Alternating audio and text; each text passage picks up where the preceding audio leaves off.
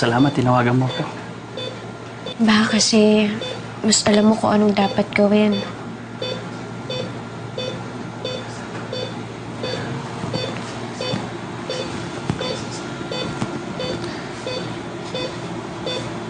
Tawad.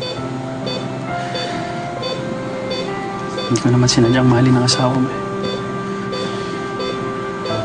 Hindi naman talaga ako... Hindi ka bakla? Si Angel din naman eh.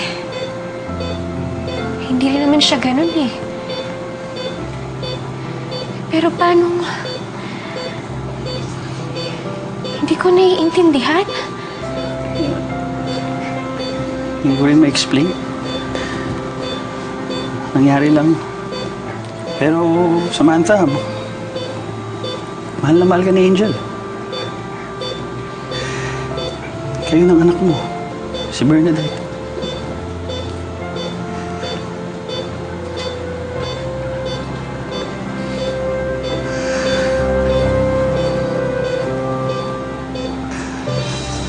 Mukhang stable lang ang heart niya. Hindi na ako kailangan dito.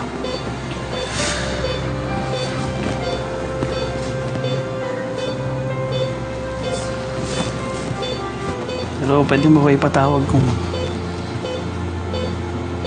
kailangan mo ako or kung kailangan niya ako.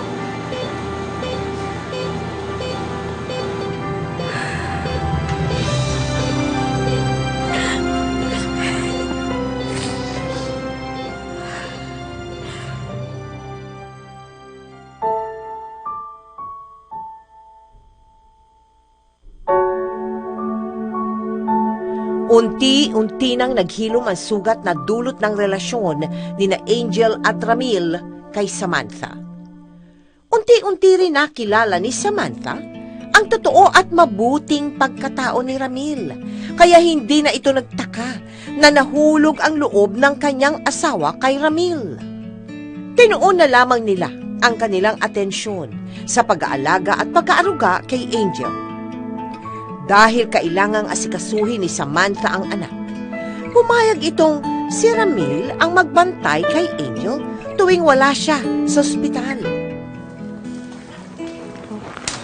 Diba Sabado ngayon? Asan si Bernadette? Sumama kay Ramil.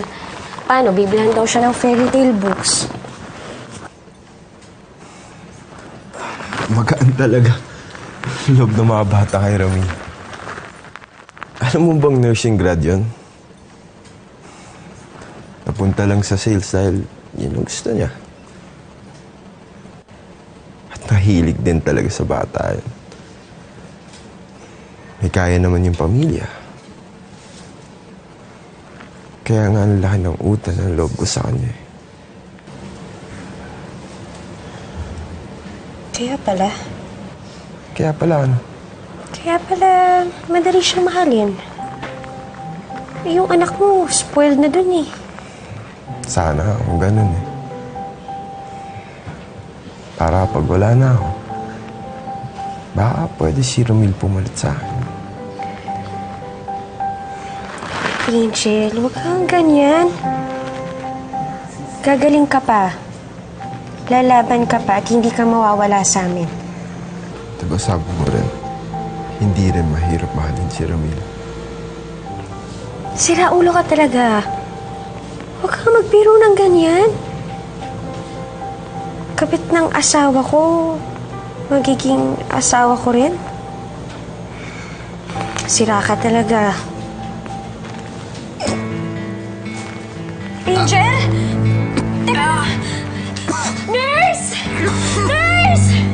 Angel! Nurse! Angel, ano nangyari sa'yo? Dito ka muna. Ako na dito. Gumilid ka. Gilid ka lang. Yan. Nurse! Ha?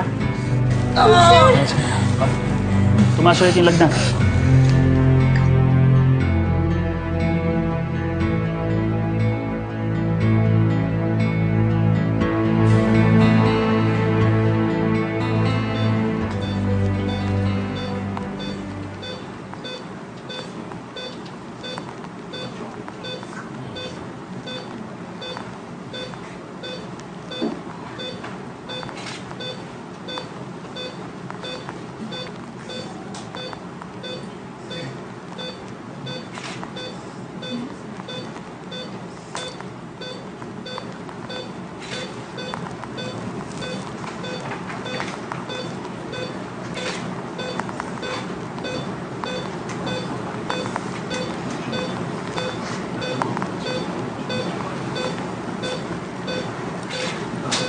pagdating ng araw, ikaw na bahala sa kanila.